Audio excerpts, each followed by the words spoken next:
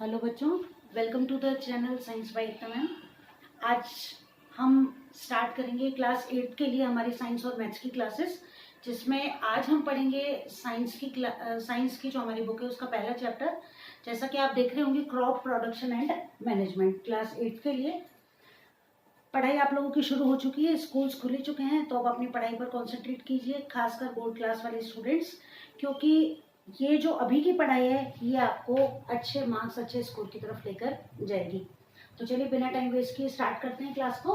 Crop production and management, देखिए इस chapter में काफी इंपॉर्टेंट चैप्टर है। कई सारे क्वेश्चन आपके बोर्ड एग्जाम में पूछे जाते हैं इस चैप्टर में से। वन बाय वन करके हम उनको पढ़ेंगे। सबसे पहले बात जानते हैं, जो क्योंकि हम पढ़ रहे हैं क्रॉप प्रोडक्शन एंड मैनेजमेंट के बारे में, तो first of all we should know about crop. Crop या जिसे कहा जाता है फसल, ठीक है। अब देखिए, फसल से पहले थोड़ा चैप्टर के बारे में जानकारी लें कि हम अपना खाना खुद नहीं बनाते हैं। खुद नहीं बनाते इन द सेंस कि हम अपने भोजन के लिए सभी प्लांट्स और सभी animals including human beings depend करते हैं प्लांट्स पर या अदर एनिमल्स पर अपने फूड के लिए। इसकी लेकिन जो प्लांट्स होते हैं, ग्रीन प्लांट्स, वो अपने भोजन के लिए किसी और पर डिपेंड नहीं करते। They can make their own food by a simple process that is named as photosynthesis. यानी कि प्लांट्स जो हैं ये सेल्फ डिपेंडेंट होते हैं, खाने के लिए किसी पर डिपेंड नहीं करते हैं, और फोटोसिंथेसिस या प्रकाश संश्लेषण की क्रिया के द्वारा अपना भोजन खुद बना लेते हैं। तो पहली बात तो हमने पढ़ी कि प्रकाश संश्लेषण या फोटोसिंथेसिस की मदद से ये प्लांट्स अपना खाना खुद बना लेते हैं, और इसीलिए इनको क्या कहते हैं, हम आपने लास्ट क्लास में पढ़ा होगा, इनको हम कहते हैं ऑटोट्रॉफ्स या स्वपोषी। क्लियर, याद हो गया। चलिए अब बात करते हैं एनिमल्स इंक्लूडिंग ह्यूमंस। हम जो है अपना खाना खुद नहीं बना सकते और खाने के लिए हम डिपेंड करते हैं प्लांट्स पर या फिर एनिमल्स से मिलने वाले प्रोडक्ट्स पर, and this is why we are called as हेटेरोट्रोप्स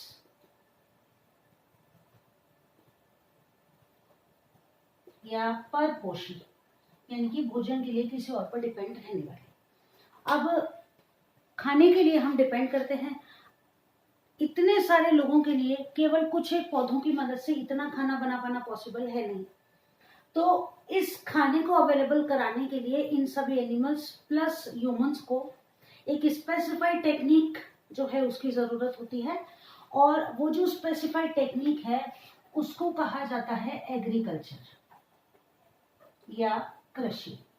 तो कृषि में हम क्या करते हैं, कुछ ऐसी टेक्निक्स काम में लेते हैं कि लिमिटेड जगह जो है उस पर इस तरीके से खेती की जाए या इस तरीके से कृषि की जाए कि वहां पर जो सामान मिल रहा है हमें उन प्लांट्स की मदद से, वो इतना सफिशिएंट हो कि ज्यादा से ज्यादा लोगों का पेट भर सके। क्लियर। एग्रीकल्चरल प्रोसेसेस काफी लंबे टाइम से, इंक्लूडिंग अर्ली मैन जो थे वो भी खेती किया करते थे कई सारी चीजों की, और धीरे धीरे वही मॉडिफाइड होते होते आज हम इतनी तरह की खेती कर पाते हैं, प्लस कितने ज्यादा एडवांस टेक्निक से कर पाते हैं। अब चलते हैं हमारे चैप्टर के मेन टॉपिक की तरफ, जो कि है क्रॉप या फसल। फसल जैसे कि हम बात करते हैं कि कोई किसी से पूछता है कि भाई खेत में क्या कौन सी फसल बो रखी है, कि गेहूं की है या चावल की है या मक्का है, बाजरा है। जैसे इन दिनों आप देख रहे होंगे तो बाजरा जो है उसे बोया जा रहा है ना। तो अब ये फसल क्या है, देखिए, तो जब मैं कह रही हूँ कि गेहूं की फसल है, इसका मतलब मान लीजिए कि मेरे पास मेरा खुद का खेत है और मैं किसी को कह रही हूँ कि गेहूं की फसल बो रखी है। इसका मतलब यह है कि जितनी भी लैंड या जमीन मेरे पास है जो कि कृषि योग्य है, उस पूरी फसल, उस पूरे जो लैंड है या वो पूरी जो जगह है, उसमें मैंने केवल कौन से पौधे बो रखे हैं, गेहूं के पौधे बो रखे हैं। तो यहाँ से एक चीज तो क्लियर होती है कि फसल का मतलब यह है कि एक बड़ी जगह पर एक ही जैसे पौधे अगर उगे हुए हैं तो उसे फसल कहा जाएगा। तो अब हमारे काम की जो चीज है वो है सबसे पहले इसको डिफाइन करना, किसको, क्रॉप को डिफाइन करना। तो क्रॉप की डेफिनेशन लिखते हैं सबसे पहले। व्हेन, नोट करते जाइए, एक कॉपी बना लीजिए। When plants of same kind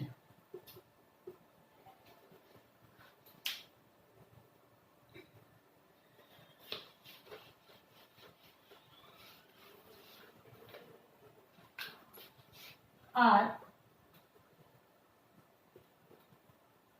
cultivated यानी कि उनकी कृषि की जा रही है। When plants of the same kind are cultivated at one place on a large scale,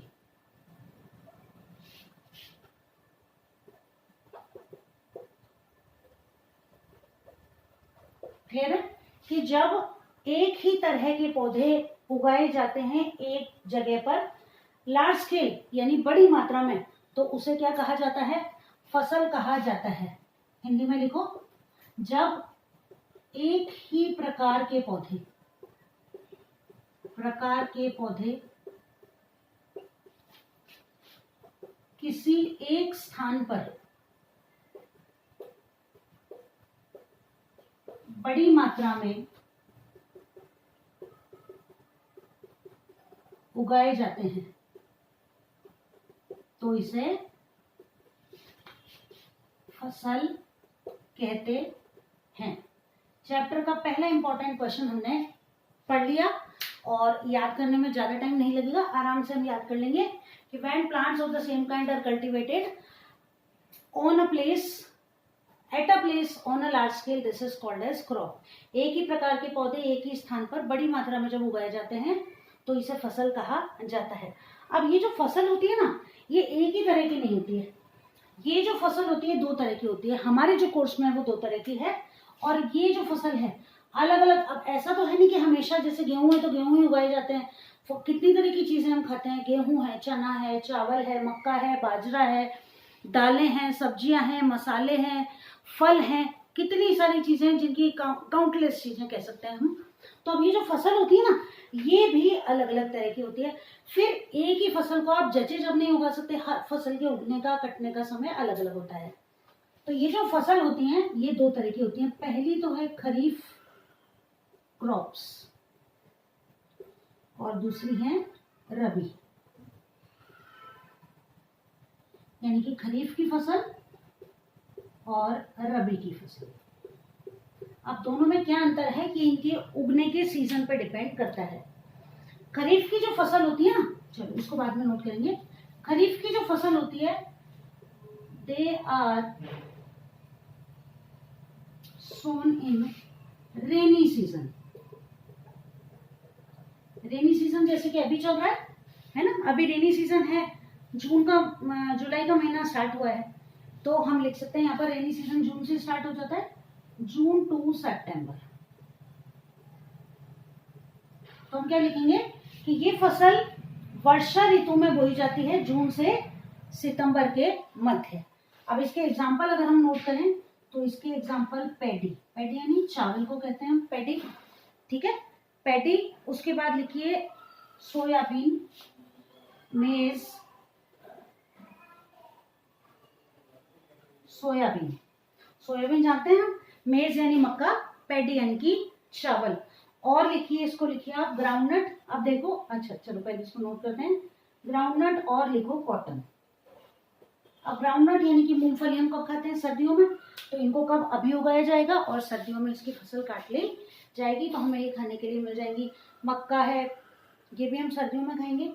तो ये जो फसलें हैं ये क्या कहलाती हैं? खरीफ की फसल। ये सबसे इम्पोर्टेंट, ये आपसे एग्जाम में मान के चलिए कि बहुत ज्यादा चांसेस हैं कि रबी और खरीफ में अंतर पूछ लिया जाए, या आपसे रबी और खरीफ की फसल के दो एग्जाम्पल पूछ लिए जाए। दूसरी जो क्रॉप आ गई, दूसरी जो टाइप आ गई वो हो गई रबी क्रॉप्स, रबी की फसल, ठीक है। ये जो फसल होती है ना, ये बोई जाती है, दे आर सोन इन, कौन सा? ये तो था रेनी सीजन, और इनको बोया जाएगा कब? विंटर सीजन में, इन विंटर सीजन, यानी अक्टूबर से लेके मार्च। अक्टूबर में बोया जाएगा और मार्च में इनको काट लिया जाता है। अक्टूबर से मार्च तक इनकी खेती रहती है। इसके एग्जाम्पल लिखे अगर अपन, तो इसके एग्जाम्पल नोट करो। गर्मी में कौन कौन सी फसल खाते हैं अपन? वीट, ग्राम बोलते हैं चने को, वीट हो गया, ग्राम हो गया। उसके बाद नोट करो पी, मटर, मस्टर्ड सरसों और लिनसीड अलसी, ये सब एग्जाम्पल हैं किसके? रबी क्रॉप्स के। क्लियर है? तो दोबारा एक बार रिवाइज कर लेते हैं। खरीफ क्रॉप्स कौन सी है? वो फसल जो वर्षा ऋतु में बोई जाती है, यानी कि जून में बोई जाती है और सितंबर में काट ली जाती है। पैडी, मेज, चावल, मक्का, सोयाबीन, मूंगफली और कपास। रबी क्रॉप्स ये फसल सर्दियों में या शीत ऋतु में बोई जाती है। अक्टूबर में बोकर इन्हें मार्च में काट लिया जाता है। एग्जाम्पल गेहूं, चना, मटर, सरसों और लिनसीड अलसी को कहते हैं। ये हो गए हमारा चैप्टर का पहला टॉपिक। 2 क्वेश्चन यहाँ तक हमने तैयार कर लिए, व्हाट इज क्रॉप और difference between rabi and kharif crops, या क्वेश्चन आ जाए 2 examples of rabi and kharif crops. तो साथ के साथ हम इंपॉर्टेंट क्वेश्चन को नोट करते जाएंगे, टिक कर लीजिएगा। अब आगे चलते हैं एग्रीकल्चरल प्रैक्टिस।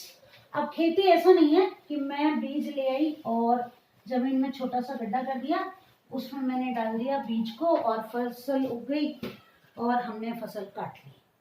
कई सारी प्रोसेस, हर काम सिस्टमेटिक तरीके से होता है और खेती करने के लिए भी एक सिस्टमेटिक रूटीन को फॉलो करना पड़ता है। और ये जो सिस्टमेटिक रूटीन है, this is called as agricultural practice, यानी कि कृषि पद्धतियां। अब कौन कौन सी कृषि पद्धति में मुख्य रूप से क्या क्या चीजें काम में ली जाती हैं, आज हम उन्हें नोट करेंगे और अगली क्लास में उनको अच्छे से डिस्क्राइब करेंगे। तो कृषि पद्धतियां या एग्रीकल्चरल प्रैक्टिसेस। सबसे पहला काम तो क्या किया जाएगा? देखो खेत है, अब खेत किसी भी स्थिति परिस्थिति में है, मान लीजिए कई दिनों से हमने वहां जाकर ध्यान ही नहीं दिया है, या एक फसल काट ली गई है, उसके बाद अब दूसरी फसल जब उसमें बोई जाएगी तो कुछ तैयारियां करनी पड़ेंगी। सबसे पहला जो काम होगा वो होगा प्रिपरेशन ऑफ सॉइल। जब तक मिट्टी तैयार नहीं होगी तब तक हम कुछ भी खेत में नहीं कर सकते हैं। तो सबसे पहला काम प्रिपरेशन ऑफ सॉइल, यानी मिट्टी तैयार करना, पहला काम। आप मिट्टी तैयार करेंगे, मिट्टी को तैयार करने के बाद जो काम किया जाएगा, सेकंड नंबर सोविंग। सोविंग यानी बीज बोना। मिट्टी तैयार हो जाएगी, इसके बाद इसमें बीज बो दिए जाएंगे। बीज बोने के बाद क्या किया जाएगा?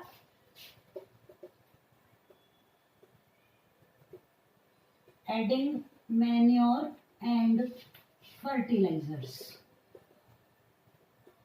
यानी कि खाद व उर्वरक देना फसल में। खाद और उर्वरक देने से क्या होगा? जो बीज हमने बोया है उसकी मदद से जो पौधे तैयार होंगे वो अच्छे, बड़े और स्वस्थ पौधे तैयार होंगे।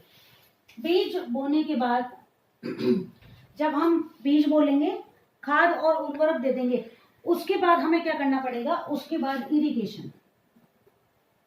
इरिगेशन यानी कि सिंचाई, समय समय पर पौधों में पानी। ऐसे नहीं सुबह शाम लगे हुए हैं बार बार पानी पहुंचा रहे हैं पौधों में, ऐसा नहीं है। एक सिस्टमेटिक रूटीन फॉलो करना पड़ता है। किसी फसल को ज्यादा पानी देना पड़ता है, किसी को कम देना पड़ता है, किसी को डेली देना पड़ता है, किसी को 3 दिन बाद, किसी को 7 दिन बाद। इरिगेशन के बाद अगला काम है प्रोटेक्शन फ्रॉम वीड्स, यानी कि खरपतवार से सुरक्षा। खरपतवार क्या है? ऐसे पौधे जो कि हमारी फसल के साथ अपने आप ही उगाते हैं। अगली जो प्रोसेस है वो है हार्वेस्टिंग, यानी कि फसल काटना। और लास्ट जो प्रोसेस होगी वो होगी उसकी स्टोरेज या भंडारण। अब फसल को काट ली तो ऐसे थोड़ी है कि कहीं भी डाल दिया उसको, बारिश आ जाए तो फसल हमारी खराब हो जाएगी। काटने के बाद इसका प्रॉपर स्टोरेज, बैग्स वगैरह में, कट्टों वगैरह में इनको पैक करके ऐसी जगह पर रखा जाता है जहां पर कि ये गीले ना हो, कोई कीड़े वगैरह, मच्छर वगैरह इनको जो है वो खराब ना कर सके। अगली क्लास जो होगी उसमें हम इन सबको डिटेल में पढ़ेंगे। जो इम्पोर्टेंट क्वेश्चन है वो हम साथ के साथ नोट करते जाएंगे। आई होप क्लास आपके लिए आपको अच्छी लगेगी। आप भी इससे पढ़िए और अच्छी लगी तो अपने फ्रेंड्स के साथ शेयर कीजिए और अपनी पढ़ाई को, सिस्टमेटिक रूटीन को आज से ही फॉलो करना शुरू कीजिए ताकि आप अच्छे मार्क्स स्कोर कर सकें। जल्दी ही मिलते हैं अगली क्लास में और चैप्टर को आगे कंटिन्यू करेंगे। तब तक के लिए बेस्ट ऑफ लक।